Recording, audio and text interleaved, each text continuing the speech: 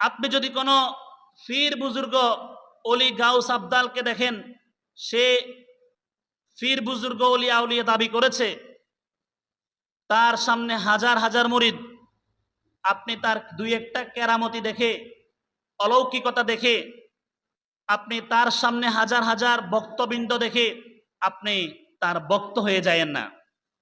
আপনি সর্বপ্রথম তাকে রিসার্চ করেন, সর্বপ্রথম তাকে নিয়ে গবেষণা করেন। পৃথিবীর শুরুলগ্ন থেকে আমাদের নবী মুহাম্মদুর রাসূলুল্লাহ সাল্লাল্লাহু আলাইহি ওয়াসাল্লাম পর্যন্ত অগণিত লক্ষাধিক নবী পৃথিবীর জমিনে আল্লাহ তাআলা প্রেরণ করেছেন। এই নবী রাসূলদেরকে আল্লাহ তাআলা প্রেরণের উদ্দেশ্য হচ্ছে মানব জাতির মধ্যে নবী রাসূলরা এসে মানুষদেরকে তাওহীদের দাওয়াত দিয়েছেন। আর নবী রাসূলগণের কাজ ছিল যে তিনারা আল্লাহ তাআলার নৈকট্য অর্জন করা, মারেফাত অর্জন করা, আর আল্লাহ তাআলাকে চিনানো, নবীদেরকে চিনানো, জান্নাত জাহান্নাম সম্পর্কে অবগত করা, মূর্তি পূজা, শিরক, অনৈতিক কাজকর্ম থেকে, শয়তানের পূজা থেকে, নিজের নফসের পূজা থেকে মানুষদেরকে দিক নির্দেশনা দিয়ে সঠিক কথাবার্তাগুলো বলে মানুষদেরকে তাওহীদের পথে নিয়ে আসা, এগুলো ছিল নবী রাসূলদের কাজ। সর্বশেষ নবী ছিলেন আমাদের নবী মুহাম্মাদুর রাসূলুল্লাহ সাল্লাল্লাহু আলাইহি ওয়াসাল্লাম। আনা খাতামুন নাবিয়্যিন লা নাবিয়্যা বাদি।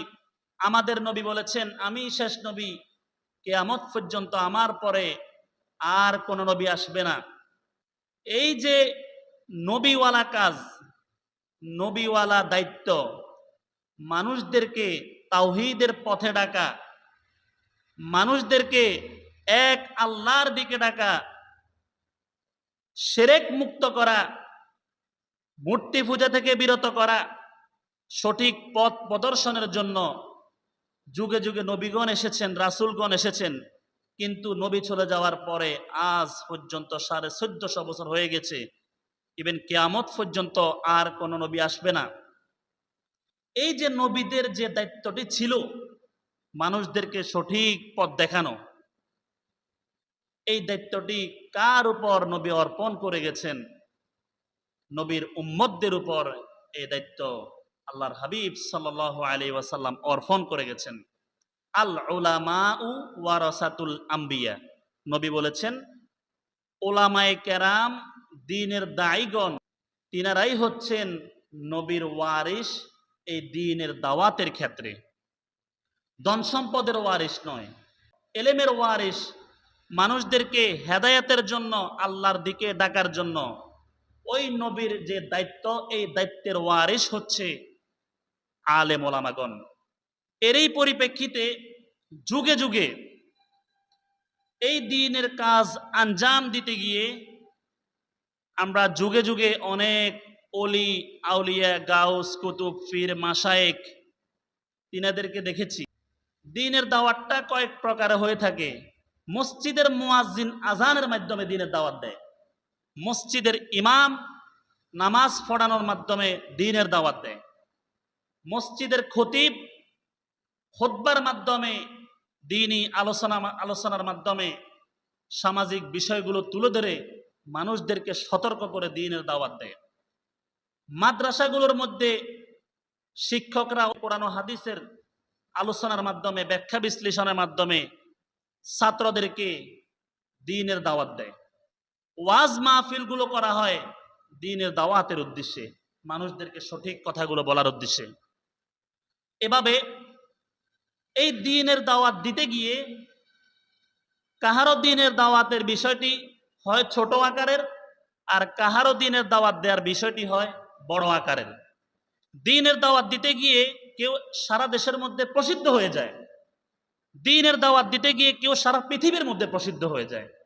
দ্বীনের দাওয়াত দিতে গিয়ে যুগে যুগে বহু বড় বড় আলেম, পীর, মাশায়েখ, বুজুর্গগণ যুগ শ্রেষ্ঠ প্রসিদ্ধি লাভ করেছেন। নবী চলে যাওয়ার পরে 1450 বছরের মধ্যে অনেক বড় বড় বুজুর্গ, পীর, মুর্শিদ, শায়েখ, অলি, সুফি, অনেক প্রকারের লোক অতিবাহিত হয়ে গিয়েছেন। তাদের মধ্যে মধ্যে কিছু লোক এমন রয়েছে যাদেরকে সারা পৃথিবীর মানুষ চিনে।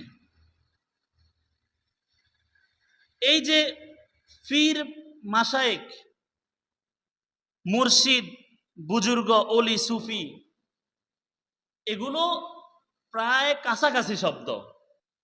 দ্বীনের দাওয়াত দিতে গিয়ে প্রসিদ্ধি অর্জন করে কেউ হয়েছেন পীর, দ্বীনের দাওয়াত দিতে গিয়ে প্রসিদ্ধি অর্জন করে কেউ হয়েছে মুর্শিদ, দ্বীনের দাওয়াত দিতে গিয়ে প্রসিদ্ধি অর্জন করে কেউ হয়েছে শায়েখ, দ্বীনের দাওয়াত দিতে গিয়ে খ্যাতি অর্জন করে কেউ হয়েছে বুজুর্গ, দ্বীনের কাজ করতে গিয়ে দাওয়াত দিতে গিয়ে খ্যাতি অর্জন করে সে হয়েছে অলি, দ্বীনের দাওয়াত দিতে গিয়ে খ্যাতি, নাম, সুনাম অর্জন করে কেউ হয়েছে সুফি। পীর, মুর্শিদ, শায়েখ, বুজুর্গ, অলি, সুফি, আসলে এগুলো কি? পীর এটি ফার্সি শব্দ। পীর শব্দের অর্থ হচ্ছে বৃদ্ধ, বয়স্ক।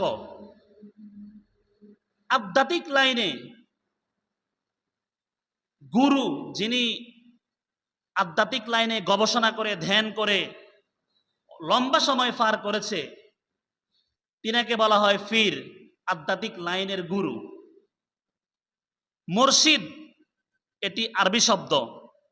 মুর্শিদ শব্দের অর্থ হচ্ছে পথ প্রদর্শক, পথ দেখানো, সঠিক পথ দেখানো। তিনি আধ্যাত্মিক লাইনে মুরিদদেরকে পরিচালনা করেন, সঠিক পথ দেখান, তাকে বলা হয় মুর্শিদ। শায়েখ,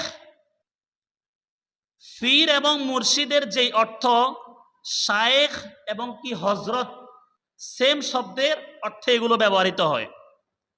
বুজুর্গ এটি একটি ফার্সি শব্দ। বুজুর্গ শব্দের অর্থ হচ্ছে মহৎ ব্যক্তি, বড় ব্যক্তি, যিনি আল্লাহর পথে ধ্যান করে গবেষণা করে অনেক দূর এগিয়ে গিয়েছেন। অলি এটি একটি আরবি শব্দ।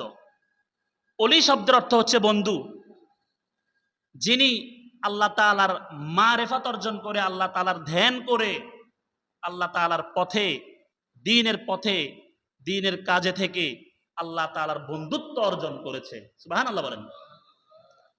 সুফি এটিও একটি আরবি শব্দ, তাসাউফ থেকে এসেছে, যার অর্থ হচ্ছে আত্মার পরিশুদ্ধি।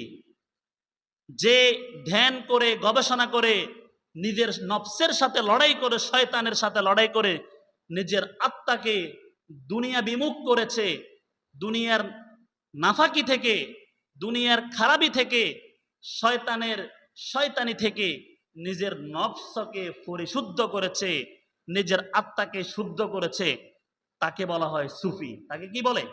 সুফি। এদের প্রত্যেকেরই কাজ হচ্ছে একমাত্র আল্লাহ তাআলার সন্তুষ্টি অর্জন করা, নিজের নফসকে দমিয়ে রাখা, শয়তানের সাথে লড়াই করে নিজের নফসকে আখিরাতমুখী করা, নিজে আল্লাহ তাআলার মারেফাত অর্জন করে ওই জ্ঞানের মাধ্যমে, ওই সাধনার মাধ্যমে সে তার ছাত্রদেরকে, মুরিদদেরকে এভাবে হেদায়াতের পথে নিয়ে আসা, সঠিক পথ দেখানো, জান্নাতের পথ দেখানো, জাহান্নাম থেকে বাঁচানো, এগুলো হচ্ছে এই শ্রেণীর লোকদের কাজ।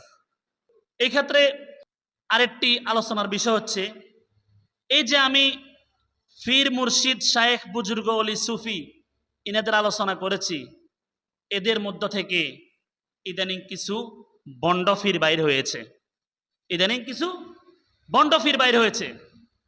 যদি আপনি কোথাও যদি কোনো পীরকে দেখেন, কোথাও যদি কোনো বুজুর্গকে দেখেন, কোথাও যদি কোনো আল্লাহর অলিকে দেখেন, কোথাও যদি কোনো মুর্শিদকে দেখেন, তাহলে আসলে এটি কি সঠিক পীর নাকি বন্ড পীর, এটা বুঝার জন্য সর্বপ্রথম ডকুমেন্ট হচ্ছে যে এই অলির মধ্যে, এই পীর সাহেবের মধ্যে নবীর তরিকা আছে কিনা, নবীর তরিকা আছে কিনা। আমার নবী বলেছেন,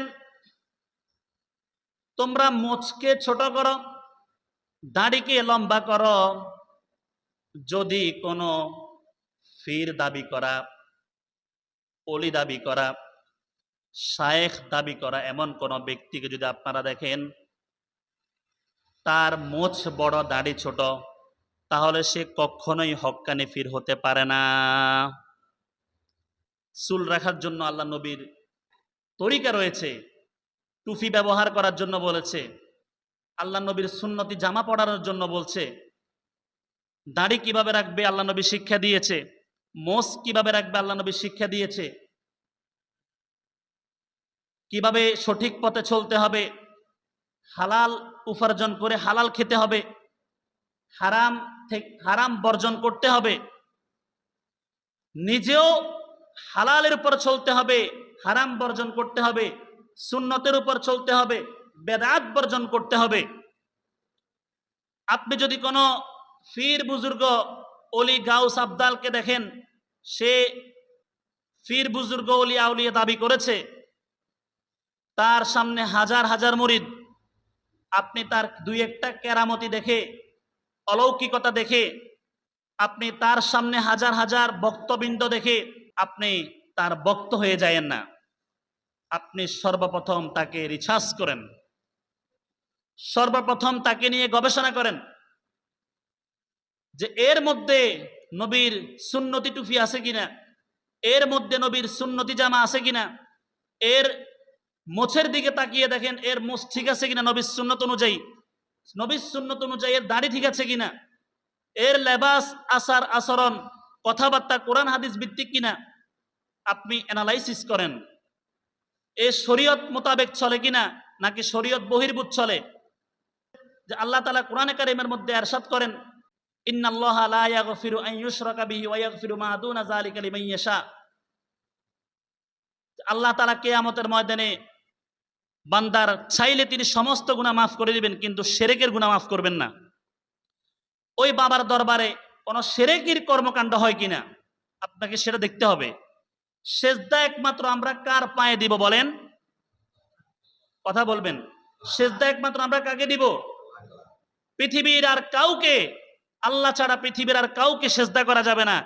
ওই বাবার দরবারে, ওই ফিরের দরবারে সেজদা চলে কিনা দেখবেন, সেখানে শিরকি কর্মকাণ্ড হয় কিনা দেখবেন, তাহলেই বুঝতে পারবেন আপনি ইসলামের শরীয়তে গান বাদ্য হারাম, নাচানাচি হারাম। ওই বাবার দরবারে, ওই ফিরের দরবারে গান বাদ্য চলে কিনা, নাচানাচি চলে কিনা, সেগুলো দেখবেন আপনি। যখন আপনি এই বিষয়গুলো অ্যানালাইসিস করবেন, যেখানে বাবাকে সেজদা করা হয়, কবরকে সেজদা করা হয়, নাচ গান হয়, এই সমস্ত বিষয়গুলো যদি দেখেন আপনি, তখন আপনি যাচাই বাছাই করতে পারবেন যে কোনটা সঠিক অলি আর কোনটা বন্ড ফির, বন্ড অলি। এই বিষয়গুলো যাচাই বাছাই করে আপনি একজন ফির অলি আউলিয়ার অনুসরণ করতে পারবেন।